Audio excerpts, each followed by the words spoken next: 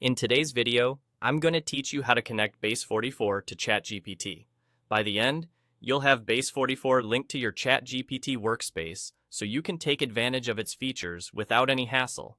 Start by heading to the bottom left corner of your ChatGPT window and clicking your profile. This is where your account controls live, and it's the quickest way to reach the settings you'll need. Once the menu opens, choose Settings. Think of Settings as the control center for your ChatGPT experience. Anything to do with managing tools, preferences, and connected apps starts here. Inside Settings, look for the section labeled Apps. This is where you manage integrations. Go ahead and open it, then select either Explore Apps or Add More, depending on which label you see. Both options take you to the same place, the App Directory, where you can discover and connect new tools. The wording can vary slightly based on updates, but you're in the right spot as long as you can search for apps. At the top of the directory, you'll see a search field. Click into it and type Base44. Give it a moment to load results, and then select Base44 from the list.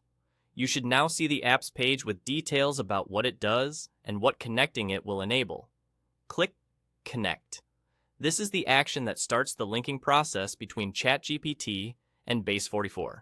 From here, simply follow any on-screen instructions provided to complete the connection.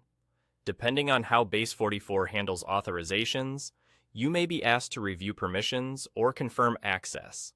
Take a moment to read what's being requested so you understand how the integration will interact with your chats.